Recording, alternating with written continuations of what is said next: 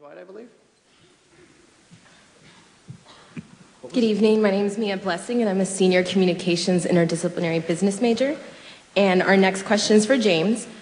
James, there seems to be so much scholarship that comes from people who identify themselves with Christianity that calls into question the accuracy of the New Testament text and its pictures of Jesus.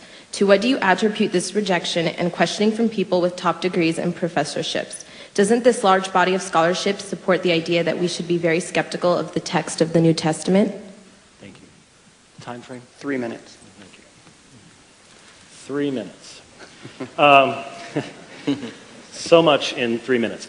That is something that we face in Western society today. We have all our Bart Ehrman's. Late August, September, I debated John Dominic Crossan on the reliability of the Gospels in Seattle. Myself and Jim Renhan debated Marcus Borg and John Dominic Crossan a few days later on the resurrection. There are discussions going on right now about further discussions along those lines. And given the fact that there is tremendous popularity to these writings, I mean, if Bart Ehrman sneezes, CNN is there to cover it. It's just absolutely incredible. And you have a Gnostic gospel that appears that Irenaeus had dissed 1800 years ago, and now National Geographic is all over it, and it's all over our cable television channels, and we see all of this stuff. When they find manuscripts that helped again to verify the text of the New Testament, as they've done over and over and over again, the mainstream media doesn't care. And you're not going to get yourself published in too many journals talking about stuff that supports traditional Christianity. So sadly, we live in a day and age where we are being trained to disbelieve. We're being trained to be skeptical about everything. But in reality, as I said in my opening statement, there is a kind of scholarship that starts with the presupposition that God could not possibly have communicated himself. There is a type of scholarship that begins with the idea that if it has been believed by people before us, we shouldn't believe it any longer. I reject that, and when I listen to what these people say, and I listen to their theories, and you start digging down to the bottom, it all starts with the idea that Jesus couldn't have been who he was. He couldn't have truly been God in human flesh. And so we have to come up with some way of explaining this. We have to come up with some way of casting doubt on this. And it must have been evolutionary. It must have grown over time. But when you ask for solid documentation, when you ask for something, well, give me something I can put my hands on. Well, you know, those things have disappeared and we can't really do that. And it's all an application of an evolutionary way of thinking.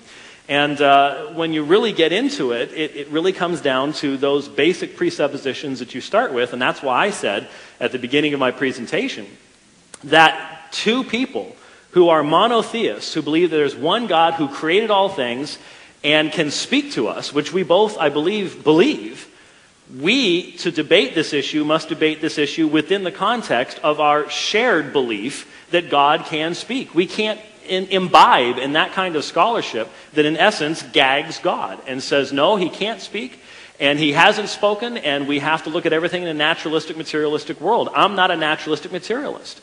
And so I'm not going to find naturalistic, materialistic scholarship to be compelling in any way, shape, or form. And so I understand what the question is all about, but we have to dig past those levels and see what's really being said. But we have to dig past those levels and see what's really being said. See what's really being said.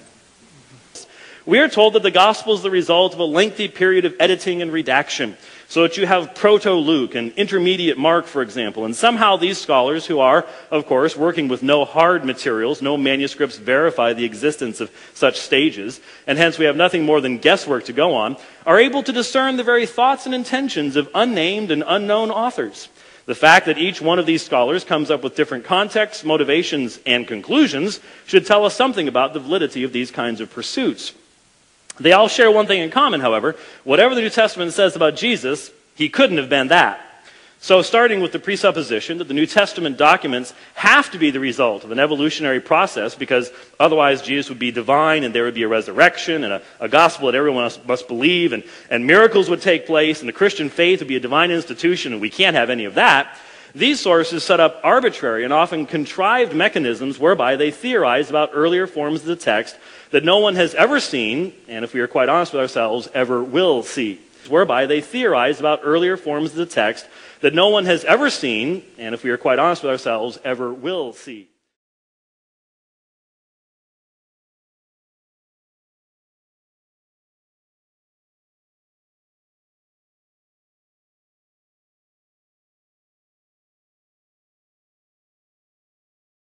I'm not certain. Did you say you believe the Gospel of Thomas is earlier than Mark? This has been claimed by many scholars, including Fame Perkins in her book Reading the New Testament. It is generally believed that the Gospel according to Mark was written somewhere between 66 to 75 AD, and that the Gospel of Thomas was written somewhere in the 50s. So it was definitely earlier than Mark, although the manuscripts of the Gospel of Thomas that we do have are from the 2nd century. There's no doubt about that. How could the Gospel of Thomas be earlier than Mark when the Gospel of Thomas presents Valentinian Gnosticism, which didn't develop until at least 145 AD? Well, the current Gospel of Thomas that we do have does in fact contain some of these teachings that you're referring to, Gnostic teachings in general.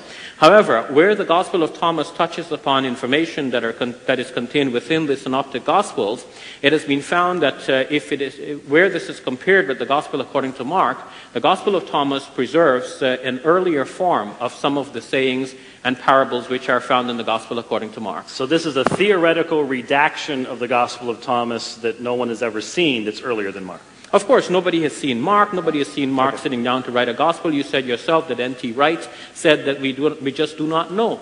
You've said it as a positive statement in your favor, but I wonder if you've thought about the implications of that. If we don't know who is Mark and who is Matthew and how they wrote and when they wrote, where they were, then how do we claim that these are inspired writers on behalf of God?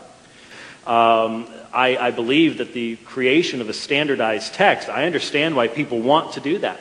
I understand why people don't want to have these little notes down here at the bottom of the page. But what I'd like to try to communicate to everybody is it's these little notes down here at the bottom of the page that allow us to respond to the Bart Ehrmans of the world today. It's these little notes down here at the bottom of the page that show us we are open with our text. Here it is. We don't, any one of you, do you sell this you guys got this in the bookstore someplace? A bookstore manager around to know if you got this? I bet you do. You can get hold of it yourself. We don't hide any of this kind of stuff. We don't want this kept from anyone's examination. We believe everyone has the right to examine these things.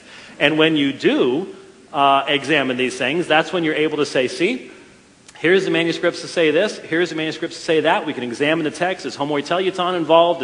What are the reasons why there would be a variation here? And we can be open and have these types of discussions. And if we didn't have that ability, if all we had was one single text that someone created, then burned everything else, that's as far back as we can go. We can't go any farther than that. And so I thank God that there are textual variants, because I would rather be dealing with whether you should have one little phrase there than worrying about whether Shirley MacLaine was right, that the deity of Christ and the entire concept of reincarnation got ripped out of the Bible and we wouldn't have any way of knowing.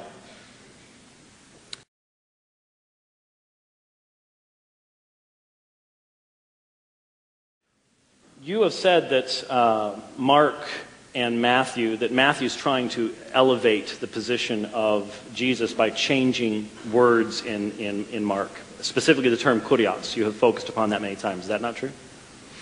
This is one term, and in fact, in the term kurios, which means Lord, is a specific title that can, on the one hand, refer to an ordinary human being, but on the other hand, it can refer to God, and so it is ambiguous. But if Mark has the clear teaching that somebody comes up to Jesus and addresses him as teacher or master, and then Matthew reporting the same event, almost the same wording, but just simply changes master to Lord, he is now introducing the ambiguity, so where a later Christian can read Matthew and think, oh, Christians were calling Jesus Lord. That means he's God. So would one example of that be Mark 13:35, where Mark has master of the house, and then Matthew 24:42, where he says, you do not know when your Lord is coming? Is that not one you've presented many times? I do not remember the scriptural references, but the passage as a whole makes sense. That here we have a passage in Mark's Gospel where Jesus speaks about the time of his return. Mm-hmm. He says,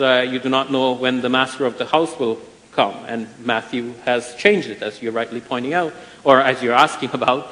Matthew has changed it to have Jesus in this occasion represent himself as Lord in the same saying. Have you ever, you use a synoptic gospel. In fact, I think you've recommended this particular one here as the one that you utilized by Throckmorton. Is this the one you... Barton Throckmorton Jr., yes. And it's based upon the RSV, right? Based upon the Revised Standard Version of the Bible, yes. Have you ever looked at a Greek parallel? I have not. In fact, I still need to learn the Greek language, which I began studying some years ago and I neglected. But due to stimulus from yourself, I will be taking it up again. So, are you aware that if you looked at a Greek parallel, that the term that was translated by the RSV in Mark 13:35, which you have at least 3 times in my studies said, master of the house is a change, is actually hakurios tes oikios. It's the Lord of the house. It's the exact same Greek word as Matthew uses in Matthew 24.